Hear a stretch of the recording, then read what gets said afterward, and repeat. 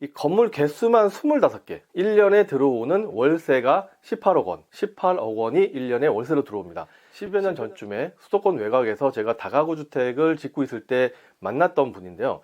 제가 만난 사람들 중에서 이 기업 회장을 제외한 일반인들 중에서는 현금을 가장 많이 가지고 있는 분이었어요. 이분이 어떻게 돈을 벌었는지 이야기를 한번 들어보시면 여러분들에게 인사이트가 생기지 않을까 싶습니다.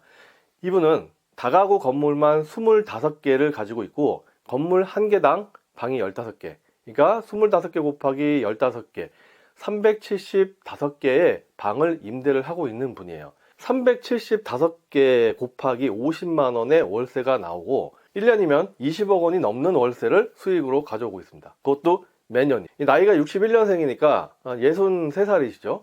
그러면 물려받은 재산이 있었느냐? 자, 이분은 충청도 산골에서 태어났고 먹을 것을 걱정해야 되는 5남매 중에서 둘째로 태어났어요. 그리고 중학교밖에 나오지 못했습니다. 자, 20대까지는 정말 땡전 한 푼 없었던 이 사람이 나이가 50 정도 됐을 때 건물을 20여 개나 가질 수 있었던 이유가 제가 확인해 보니까 3가지가 있더라는 거죠. 자, 첫 번째는 이 모방, 그리고 두 번째가 발상의 전환, 그리고 세 번째가 꾸준함과 실행이었어요. 처음에는 공인중개사 사무소의 보조로 일을 시작했습니다. 1년 정도 시간이 지나서 문득 이런 생각이 들었답니다. 도대체 이 사람들은 왜 건물을 지을까 하는 생각에 일하는 부동산 사무소에서 땅을 사간 사람들과 지속적으로 연락을 하고 지내면서 그 땅을 어떻게 하는지 주시를 했더니 5억 원에 산 땅에다가 5억을 들여서 건물을 지은 다음에 15억에 팔더라는 겁니다. 그래서 이번에는 중개를 한 땅에 건물을 시공하고 있는 작업자들과 작업 반장들을 공사 현장에 시간이 날 때마다 찾아가서 연락처도 묻고 또 어떤 일을 어떻게 하는지 누가 하는지에 대해서 계속 물어봤어요. 그리고 어느 정도 흐름이 보인다고 생각이 들었을 때 이 알고 지내던 땅 주인 몇 명을 찾아갑니다. 이 땅 주인을 만나서 내가 당신 땅에 건물을 지어주겠다 라고 얘기를 하고 토지 사용 승낙서를 받습니다. 그리고 그 토지 사용 승낙서를 들고 설계사무소를 찾아가서 설계를 해요. 예를 들면 300평짜리 땅에 이 땅 주인한테 토지 사용 승낙서를 받고 땅을 200평 그리고 100평으로 쪼개서 건물 2개를 설계를 합니다. 설계가 끝나고 허가가 나면 이 알고 지내던 공사 작업자와 작업 반장들에게 공사를 맡겨요. 공사비는 3개월 안에 주겠다라고 하고 일단 최대한 빠르게 공사를 진행을 합니다. 준공이 나면 200평으로 잘라진 큰 건물은 원래 땅 주인한테 줍니다. 그리고 작게 잘라진 100평에 지은 건물은 자기가 가져요.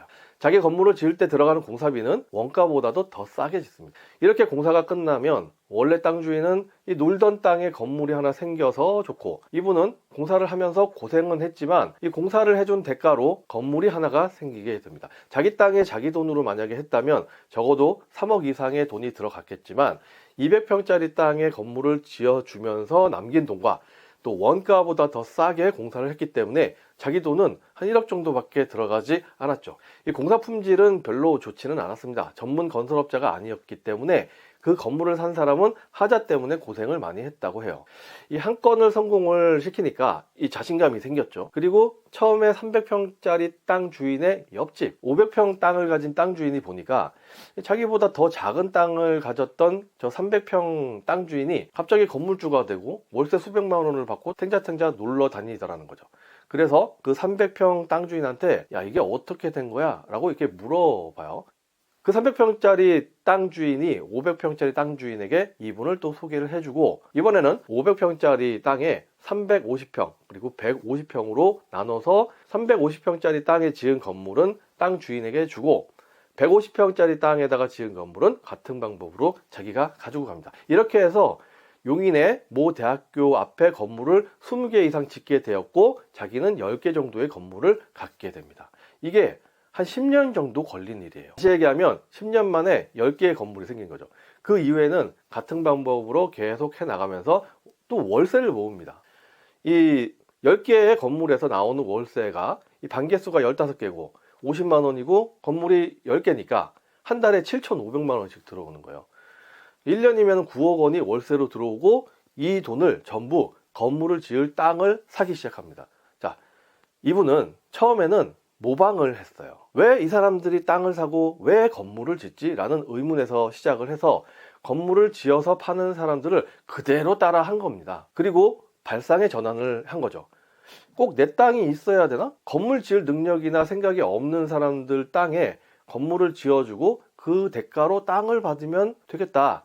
그리고 옆 사람 건물을 지을 때 건물까지 내가 지으면 원가도 절감을 할 수 있겠다라는 발상을 전환을 한 거죠. 그리고 마지막으로 한눈 안 팔고 지속적으로 계속합니다. 꾸준히 실행을 하는 거죠.